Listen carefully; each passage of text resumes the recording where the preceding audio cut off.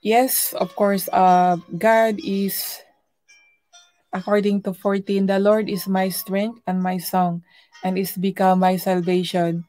At tumpak po talaga ito sa akin at totoo po. God is siya po talaga ang lakas, nagbigay ng lakas sa akin at siya po ang awit ko. Kaya pinapractice ko na pong ang kanta ko ay para na lang po sa kanya imbis na ah, sa yung mga pangkamunduhan na kanta ay as possible iniiwasan ko na po. Nawala na si mega love shout out sa inyo diyan. Thank you so much Jake Jake Facondo. All siguro nandiyan pa rin my friend Ultimate Movie Recaps. Ang ganda ng mga ni Movie Recaps kaya lang scary. Okay. When I was not in God, when I do not know God yet, I really like to watch horror and thriller. I like to watch that movie, but I don't know why. Now I understand why I like to watch that movie, but now I don't like to watch the horror movie and the thriller. And I like to watch now a Christian movie. It give inspire to my soul. And yes, this one,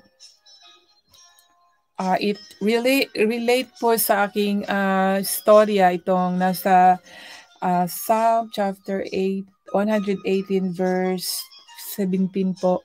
Dahil sinabi dito, I shall not die but live and declare the works of the Lord. Ito po ay nangyari po sa buhay ko na noong 2016, maybe 16, 18, something ganyan po sa taon na yan. Ako po ay na-aksidente at thank God dahil nabuhay pa ako at ito, sinasalita ko siya. Pero before naman na-accident ako ay sinasalita ko ng Panginoon dahil syempre nakilala ko na siya nung pinatawad niyang kasalanan ko. And then, yun nga, syempre may mga trials pa rin at ayun, na-accident ako. Tapos, ayun, hindi naman ako natuluyan, So, ito nga at before din ako na-accident, itong words na to ay nabasa ko na po siya. Na, yun nga, hindi ako mamamatay. Kaya naisip-isip ko rin, ano kaya baka siguro may something na mangyayari sa akin, Accident, ganun. Lali nung panahon na yon ay nagmamotorsiklo pa ako. So, syempre may mga ganong negative thoughts, no? At yun nga, nangyari. Kaya minsan, pangit talaga yung mag-iisip tayo ng negative, no? Dapat always positive na lang at ating iano sa Panginoon. Ano ba yon yung pag-iisip natin na hindi maganda ay dapat ipag-pray na lang na dapat i-change na maging puro positive, puro maganda ang iisipin. Kasi minsan pala, pag nag-iisip tayo ng hindi maganda ay parang sa atin din nangyayari, no? At ito nga, nung na-accident ako at nagpapasalamat talaga ako dahil nung na-accident ako ay yung motor ko lang ang hindi, ang parang sa motor yung sira dahil hanggang ngayon wala na siya. At ako naman, konti lang yung damage sa akin at ito, buhay pa rin ako. So, marami talaga akong dapat ipapasalamat sa Panginoon na minsan, kahit ngayon minsan magkakaroon tayo ng mga konting kabagaban kasi kagaya dito kay King David ay nagbagabag din naman siya, nagkakaroon din siya ng mga pag-iisip na hindi maganda, ngunit nagpapasalamat pa rin siya sa Panginoon. Dahil sabi nga niya magpapasalamat kayo sa Panginoon sapagkat siya ay mabuti, sapagkat ang kanyang kagandang loob ay magpakailanman. Kaya kahit ako talaga testify ko talaga, God is very sobrang mabait talaga ng Panginoon.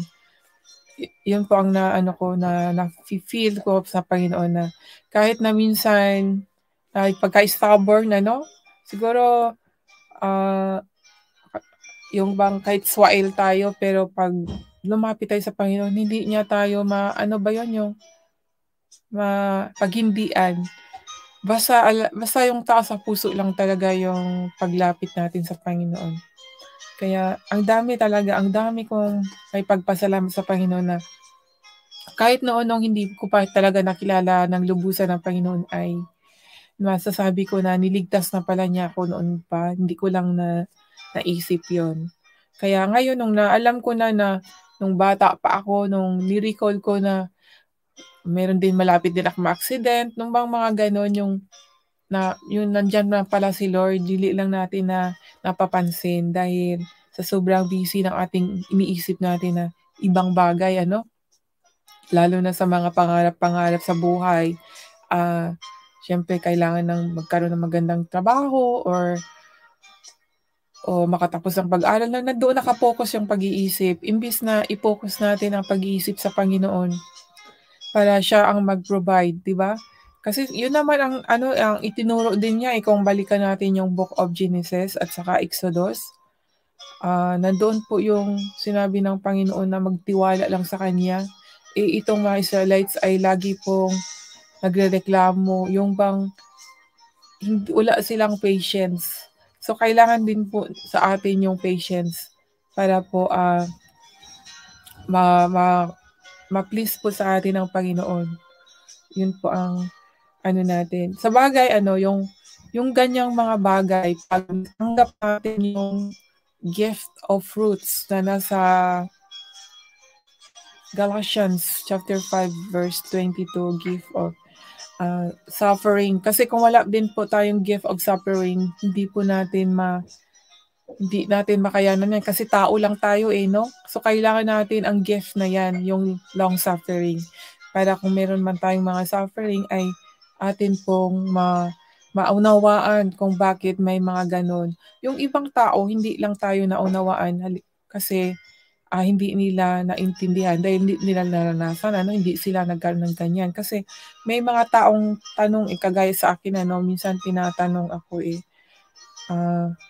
kung ang Diyos ko nga ba ay totoo, no? Ang tanong din nito ay hindi po malayo sa akin, no, malapit po sa akin, no? Hindi siguro niya nakikita ang kagandahan ng Panginoon dahil hindi naman po kasi siya nag-aral sa salita ng Diyos at hindi niya pa natanggap ang Panginoon. So, ang nakikita lang niya sa akin ng taong ito ay yung kapalpakan na nangyari sa buhay ko. Kaya sinabi niya na totoo nga ba nga na may Diyos? Sabi, yun bang parang ganon. Pero sa akin, hindi naman ako na-discourage. Okay lang, sabi ko, baka pagsubok lang yan, no, sa buhay.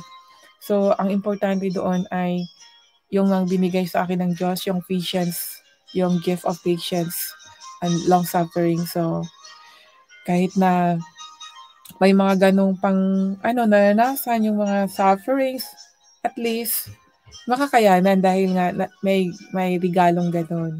At pinanghawakan ko naman na mas marami ang kagandahan na naranasan ko sa Panginoon kaysa yung mga sufferings na yan. Kasi ang mga nandito sa mundong ito ay panandalian lang, hindi naman natin madadalanin, di ba? Anytime, pag kukunin na tayo ni Lord, wala din. Sinong mag-aano nun, di ba? Kaya nga, kailangan talaga natin na mas mag-focus tayo sa another life. Kasi yung another life is forever na yun, everlasting life yun. So, dalawa po yun kung naniniwala po kayo na merong impyerno at saka langit. Ako naniniwala ako kasi kung parehas langit lahat, yung mga gumagawa ng masama dito, so sa langit din sila pupunta, di gagawa na lang din ako ng masama. Di mag-enjoy na lang din ako, sasama ako sa kanila. So naniniwala ako na may impyerno para doon sa mga taong ayaw makinig sa Panginoon.